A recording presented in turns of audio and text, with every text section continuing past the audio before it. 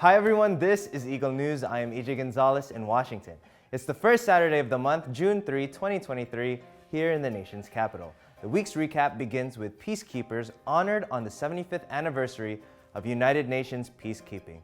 Part of the celebration is an interactive installation in New York. Joanne Soriano tells us more. For 75 years, more than 2 million United Nations peacekeepers have saved and changed the lives of millions of people around the world caught in conflict and catastrophe. UN peacekeepers help to prevent conflict, protect civilians, advance political solutions, and promote human rights.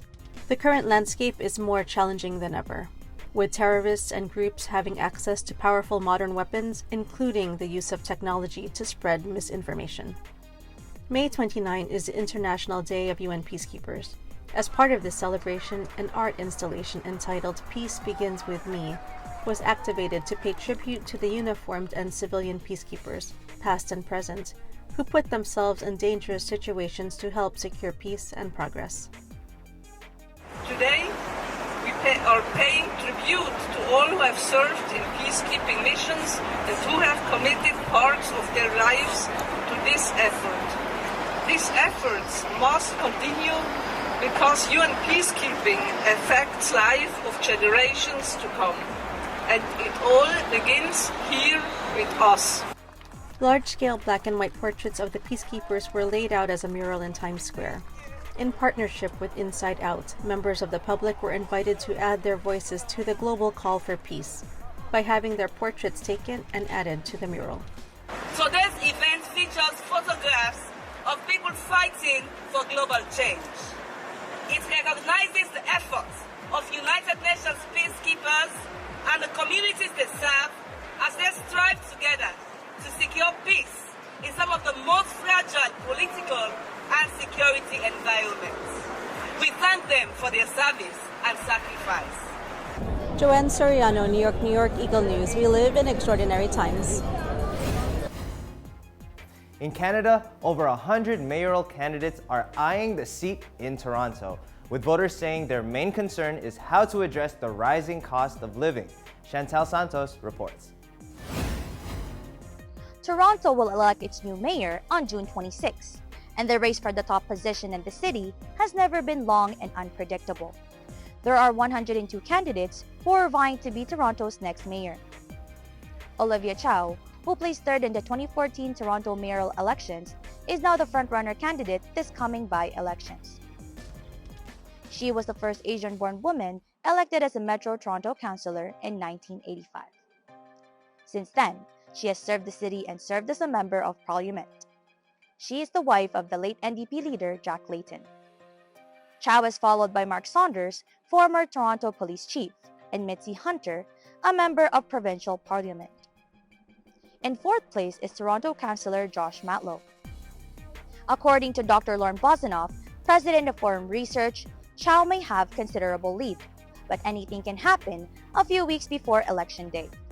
There are 1.89 million eligible voters in Toronto. Based on the surveys, housing affordability, cost of living, and inflation are the top concerns for voters. Chantal Santos, Toronto, Ontario, Eagle News. We live in extraordinary times.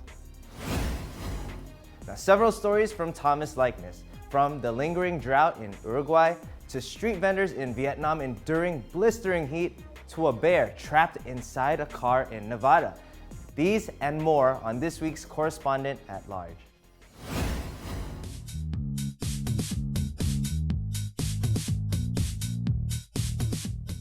And now news and commentary from around the globe.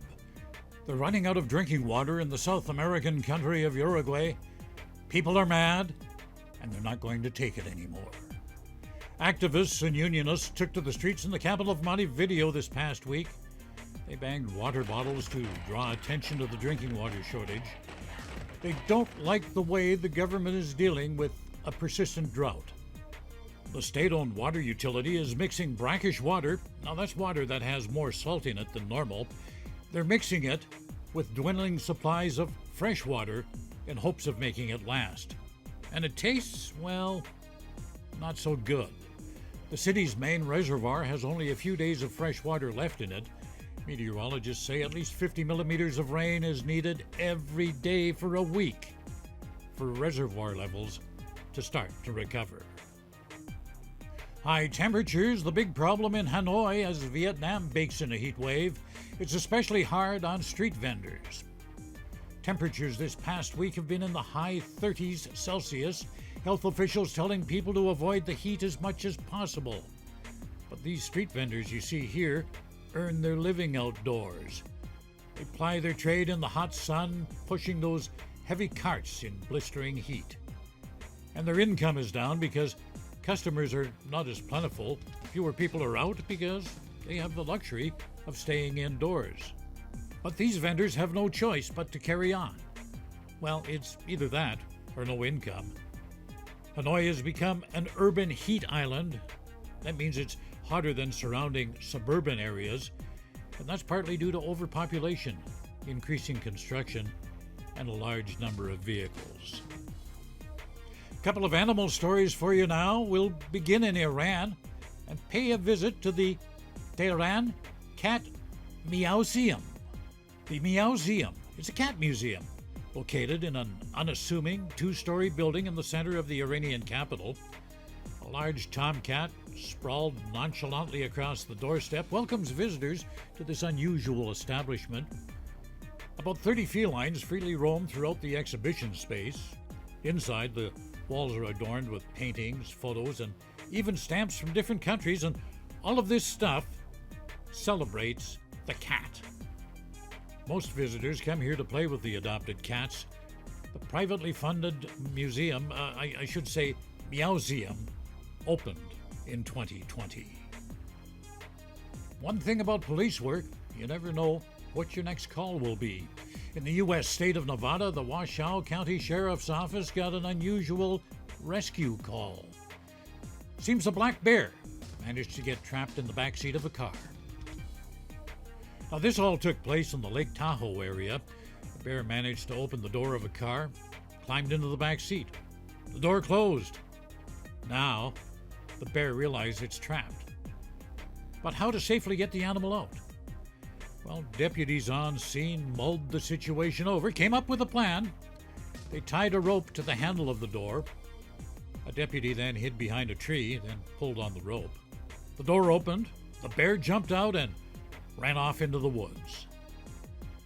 The car didn't survive as well. A lot of damage to the interior from the frustrated Bruin trying to get out. I'll be back in 7 days, and until then, I wish you all peace, joy, and happiness in the ensuing week. Thomas I. Likeness, Correspondent at Large, Eagle News.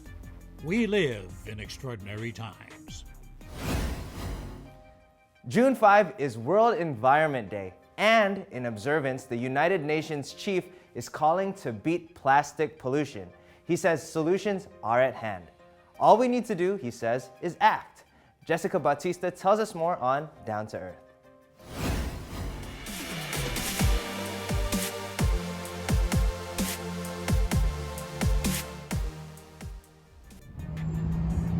In a message for World Environment Day, UN Chief Antonio Guterres warns that consequences brought about by plastic pollution are catastrophic. He says microplastics find their way into the food we eat, the water we drink, and the air we breathe. Guterres adds that plastic is made from fossil fuels. The more plastic we produce, the more fossil fuel we burn, and the worse we make the climate crisis. The grim reality is that every year, over 400 million tons of plastic is produced worldwide, a third of which is used just once. Every day, the equivalent of over 2,000 garbage trucks full of plastic is dumped into our oceans, rivers, and lakes. But there is hope. Guterres mentions that a new report by the UN Environment Program suggests that plastic pollution can be reduced by 80% by the year 2040. That's if we act now to reuse, recycle, reorient, and diversify away from plastics. Jessica Bautista, Washington, D.C. Eagle News. We live in extraordinary times.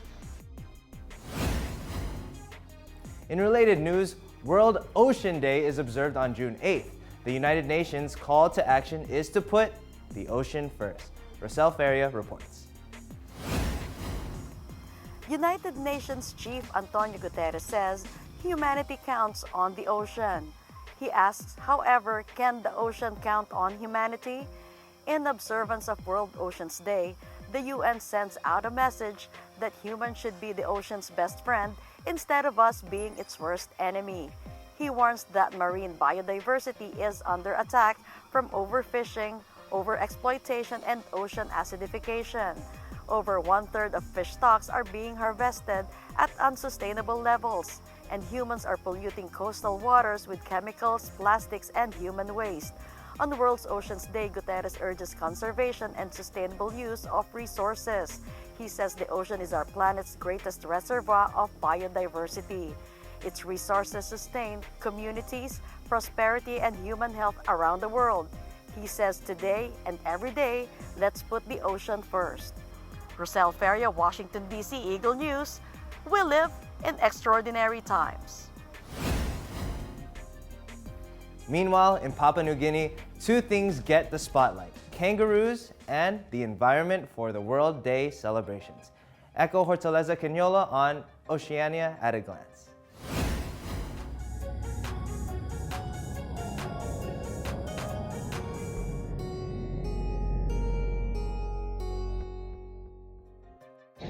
I am here at Nature's Park Port Moresby to witness the unveiling of World Environment Day campaign. Come and join me. The capital city of Papua New Guinea launches World Environment Day campaign 2023 under the theme Beat Plastic Pollution at Nature's Park Port Moresby. Governor Powis Parkop says the event underscores the city's vision, Amazing Port Moresby 2030. This event is for the environment, for the climate, for our city as well. To take ownership, to make it our home, to keep it clean, to keep it healthy, to make it a livable city, a city that can give you good quality of life. City Manager Rabu Frank says making a tangible difference in addressing plastic pollution will create a clean, safe, healthy, and planned city. Meanwhile, still in the capital city, residents joined the first Papua New Guinea celebration for World Tree Kangaroo Day. The event is officially declared by the National Executive Council. Tree kangaroos are found only in the rainforests of Australia, West Papua, and here in Papua New Guinea. They are an iconic key species to the country. Echo Hortaleza Quinola, Port Moresby, Papua New Guinea. Eagle News, we live in extraordinary times. Now, still in Papua New Guinea, telecommunications representatives from 39 countries in the Pacific hold their annual business forum, all excited to widen the telecoms community in the region and establish stronger connections. Echo again for the details. I am here at Hilton Hotel Port Moresby to witness the 27th Annual General Meeting of the Pacific Islands Telecommunication Association, or PITA. Papua New Guinea hosts this year's Pacific Islands Telecommunication Associations, or PITA's 27th Annual Meeting and Business Forum Expo at the Hilton Port Moresby. PITA is a 4-day event spearheaded by Telecom Limited. The event is Papua New Guinea's pride towards greater telecommunication space, digital progress, and transformations. I'm looking forward to get everyone excited. During this spirit, we're looking at our engagement with each and every other players who came all the way from other countries. Out of that, Pacific Island countries especially, they should have that to leverage things that will be exhibited. I believe they will get something out of that as well. And for telecom as well, we have other teleco industry people that are here. We will be continue to have that dialogue and see if we can get something signed off or even go into some sort of arrangements as well. So I think the same will apply to all the other CEOs who are here, other telecos who are here. I think that business dealing network is going on. Yeah. National Capital District Governor Powis Parkop underscores investments, and development of the city as a regional hub of the Pacific. I want to encourage you all to have a very good discussion in the telecommunication space. It is the future of the economy, both global economy and our regional economy. It is driving the economy. It is driving all the different aspects of development. Information and Communication Technology Minister Timothy Masiu says PITA serves as a platform for knowledge exchange, networking, and strategic alliance establishment. Delegates from different organizations of the 39 countries expressed their excitement and interests. I see there's a lot of progress in the Pacific, especially in PNG. It looks, Port Moresby looks very different than I had known for many years. So I'm looking forward to more connections and a really good telecommunication community being developed in Papua New Guinea. PITA 27, it's first time after a COVID here in PNG. So we are all excited. You can see the crowd here. It's more than 100 plus people are here across the globe. They came in here. We are all excited for the network, meeting with the old friends and making new friends here. So it's an amazing event by PITA. Sabi namin, why can't we do it in PNG? So that's the one. So I think 39 countries joined this forum, and we have, I think, 50 corporate who sponsored and joined the forum as well. And this is just the first night. Marami pang mga kaganapan. Eko Hortaleza Quinola, Port Moresby, Papua New Guinea. Eagle News, we live in extraordinary times. For this week's What Do You Think? We asked some friends their thoughts on why we should celebrate our parents every day.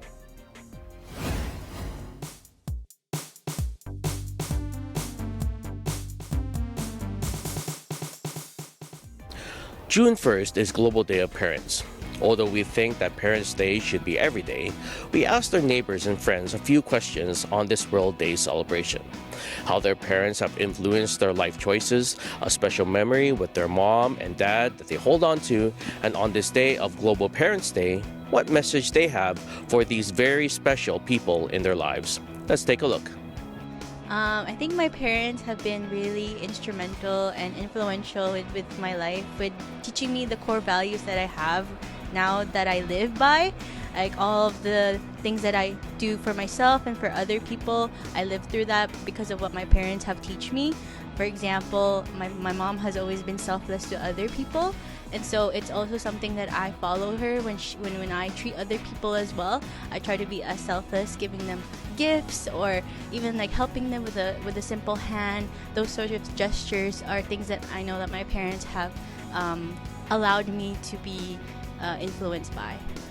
So my parents influenced me at some parts, I would say, of my life. When it comes to, let's say, career choices, what do I want for my future, and all the big plans that I want to set, like before they actually leave me behind. They always remind me basically to do whatever that is needed to be done, to work hard and stuff, so that I'll be successful in life. One powerful memory I would say is when I was actually got laid off from work. Well, not laid off, I would say I quit, and then I just want to focus in my studies, but I also want to help out in earning money for them. But it actually took a big downfall for my mental health, in which they said like it's fine, you can take your time as much as you can, because you don't have to rush anything at all just to reach the goals that you want for your life. The first time I got a medal as an award for like it was an academic award, and both of my parents were there, so I was happy. And whenever we go to our family, friends, or even like strangers, she would always want to give something, even as simple as like a meal, just because she wants to make sure that the other person that she's interacting with is welcomed. To all the parents, well, especially for my parents, I want to thank them for everything that they have done. They have cared for me since I was really young and have been there through all the lows and the highs. I've celebrated with them, and they've also been there through everything. And to all the other parents who have done the same to their children, we also thank you. Your efforts has never been It's never been unnoticed. We always notice it, even though sometimes we don't remind it to you, but we always will care for you and love you because you guys are our parents. I would say my message to them for this Global Parents' Day is that I'm very thankful to have them as my parents. Even though I am, imperfect to everyone, they are still see me as their perfect daughter for them. So yeah, I'm very thankful that they accept me as who I am.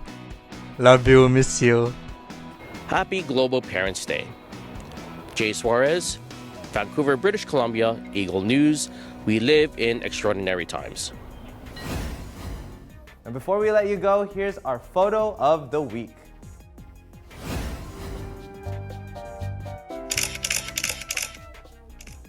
It's fishing season, and here in Maryland, it starts in March and ends in December, with anglers getting the best results between May and October.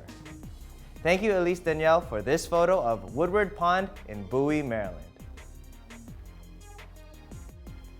Thank you all for joining us again. If there are stories or topics you want us to share with you, just comment below. View, like, share our other shows. City Limits with Alan Basalyahe. Connected with Dr. David. Take a seat and join us with Anna Quee. Plate Date with Mike Hudson and friends. Plus, Journey, Stories of Filipinos Abroad with Kathleen Cruz. Follow us on YouTube, Facebook, and Twitter at Eagle News Live. I am EJ Gonzales. We live in extraordinary times. Stay happy and healthy.